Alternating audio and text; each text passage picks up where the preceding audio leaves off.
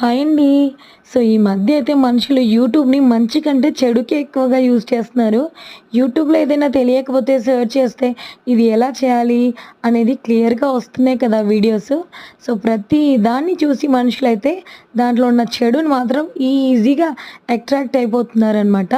So, పెద్దవాళ్ళకి కోపం ఉంటే పెద్దవాళ్ళ పైన చూసుకోవాలి అంతే కానీ చిన్న పిల్లలు ఏం చేశారండి మధ్యలో, చిన్న పిల్లల్ని చంపడం ఏంది మరీ ఘోరంగా. అది కూడా బయట వాళ్ళు కాదు, సొంత పిన్నే ఉండి 5 ఇయర్స్ పాపని అంత ఘోరంగా ఎలా చంపింది? సో, సరే తన తల్లితో నీకు గొడవలుండి తన తల్లితో చూసుకోవాలి. అంతేకానీ ఆ చిన్న పాపని అలా ఎలా చంపాలనిపించింది? అసలు ఈ మధ్య అయితే ఎవరిని నమ్మాలో అర్థం కావట్లేదు. సో, పిల్లల్ని ఎవరి దగ్గరైనా వదిలిపెట్టాలన్నా కూడా చాలా భయంగానే ఉంటుందండి. సో, మనుషులైతే మనుషులకి వాల్యూ ఇవ్వడం మానేశారు. సో, పగలకి అలాగే డబ్బుకి వాల్యూ ఇవ్వడం మాత్రమే. సో, వాటికి ఇచ్చే ఇంపార్టెంట్ మాత్రం మనుషులకు మాత్రం ఇవ్వట్లేదండి. సో, అందుకనేసి పిల్లల్ని మనమే కాపాడుకోవాలి. మనల్ని మనమే కాపాడుకోవాలి. ఎవరిని గుడ్డిగా నమ్మకూడదు. ఎవ్వరు మంచివాళ్ళు కాదు.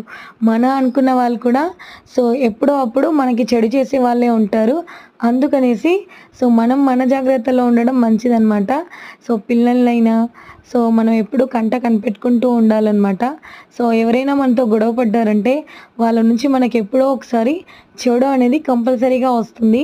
అది గుర్తుంచుకోండి.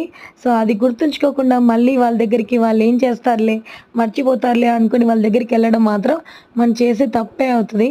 సో, ఒకరు మనతో గొడవ పడ్డ మనల్ని చూసి ఏడ్చే రకం వాళ్ళున్నారు అనంటే, అలాంటి వాళ్ళకి మనం ఎంత దూరంగా ఉంటే అంత మంచిదనమాట. సో, అలాంటి వాళ్ళు మనకి దగ్గరకొచ్చినప్పుడు కూడా మనం ఒక కంట వాళ్ళనైతే కనిపెడుతూనే ఉండాలి. అలాంటి వాళ్ళు ఎప్పుడూ మనసులో కొంచెం కోపం అనేది పెట్టుకునే ఉంటారండి. సో, ఈ జగత్యాల్లో 5 ఇయర్స్ పాపని తన పిన్నిని సో, అలా గొంతు కోసి చంపేసింది. ఫైనల్లీ అయితే సీసీ క్యామ్‌లో అయితే చేసింది తనే అయితే తెలిసిపోయింది. తను కూడా ఒప్పేసుకుందనమాట. ఇద్దరు తోటికోడళ్ళ మధ్య ఉన్న గొడవైతే ఆ చిన్న పిల్ల ప్రాణం అయితే తీయాల్సొచ్చిందనమాట. సో, మీరు క్షణికావేశంలో తీసుకున్న ఆ డెసిషన్ అయితే ఒక చిన్న పాప ప్రాణం అయితే తీసింది. అలాంటి డెసిషన్స్ అయితే తీసుకోకండి. మీకెవరితో అయినా గొడవ ఉంటే వాళ్ళతో సాల్వ్ చేసుకోండి.